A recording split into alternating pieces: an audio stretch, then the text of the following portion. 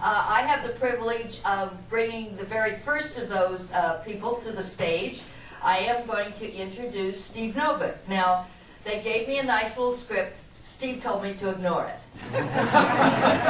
Well, let me start with that. Steve Novick, a former environmental attorney and political activist, ran an amazing campaign that gained national attention. Steve has worked hard for John Kitzhaber, for Ron Wyden, for Tom Bruguiere, for Ted Kulingoski, and against Bill Sizemore. You can applaud that.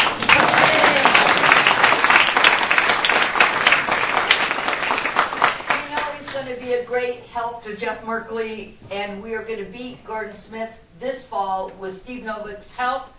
Would you welcome the man who came up just a little short in this primary?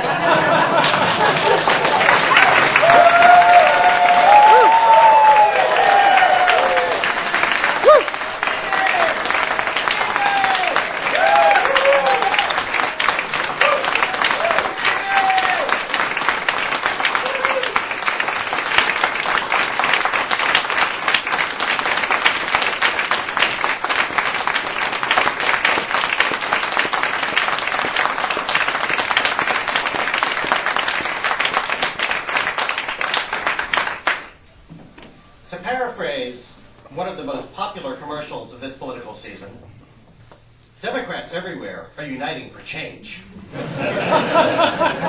including Steve Novick.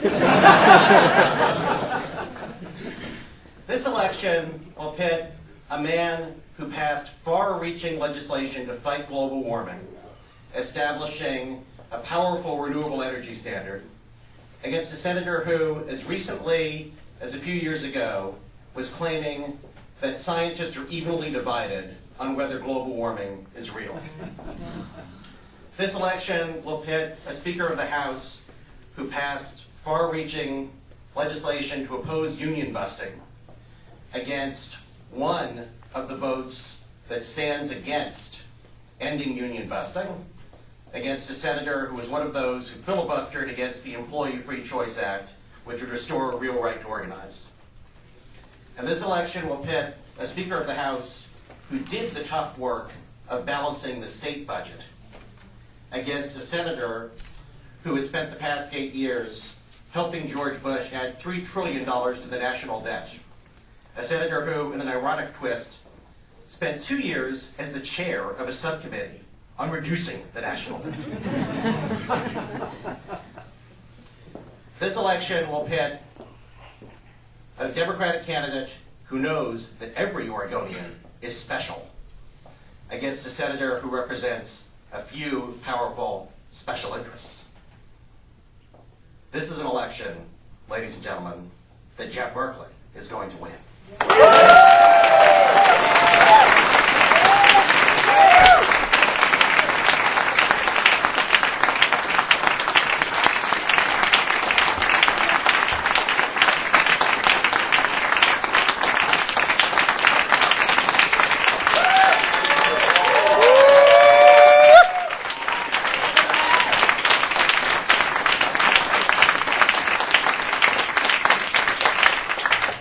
Say, Steve, why don't you step back up here for just a minute, if you could.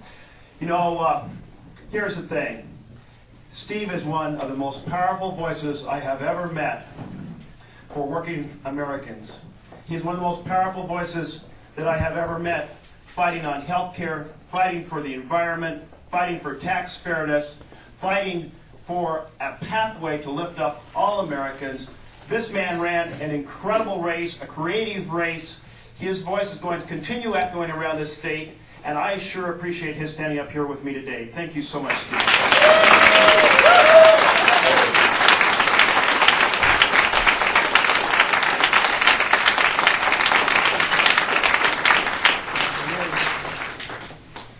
I think you all know that our nation is fundamentally off track.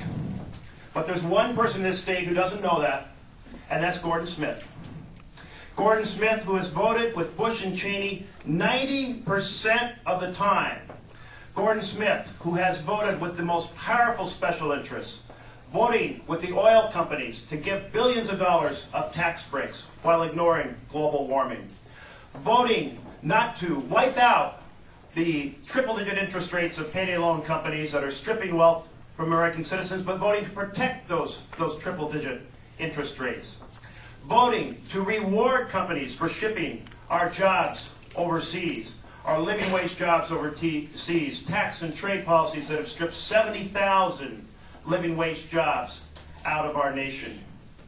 Is that the man that we want representing this state? No! Absolutely not, and he knows it, and that's why he wants to avoid a campaign on the policies, because he is out of sync with our state in so many ways. His support of the Bush-Cheney initiatives is dramatically out of sync, where 4 out of 5 Oregonians say that our nation is fundamentally off track, and it's fundamentally out of sync with a state that I am so proud to say has the lowest opinion of Bush and Cheney of any state in the country.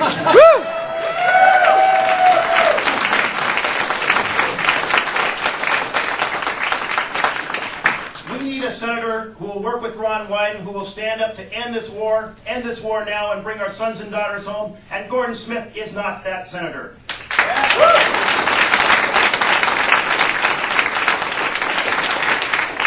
We need a senator who will stand up for affordable, accessible health care, and Gordon Smith is not that senator.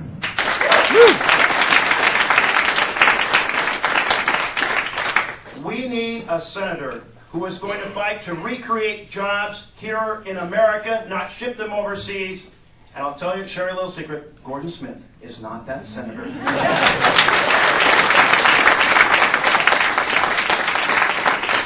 We need a senator who recognizes that one of the great challenges of our generation is to take on global warming, and that is a challenge I'll take on the very first day I'm in office.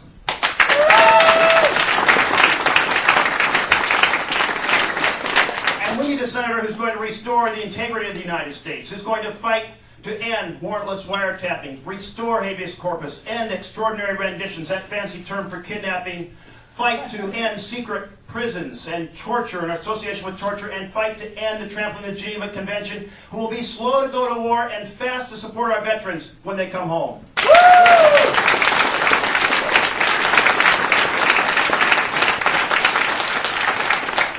So Smith says that he's an independent, that he's a moderate, that he's bipartisan. There is nothing independent, bipartisan, or moderate about these positions that he's been taking that have been hurting Oregonians, working Oregonians, average citizens, undermining the ability of families to thrive while giving away the national treasury to a few special interests.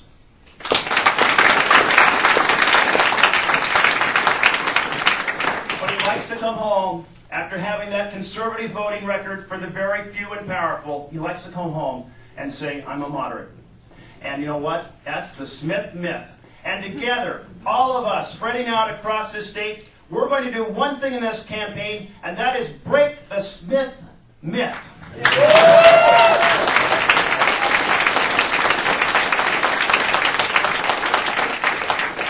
the result is together we're going to have 2 senators fighting on health care, 2 senators working to end the war in Iraq, 2 senators taking on global warming, 2 senators restoring the integrity of the United States, creating tax policy and trade policy that creates jobs in this nation. I am going to be proud to be one of those senators with your help. Thank you so much.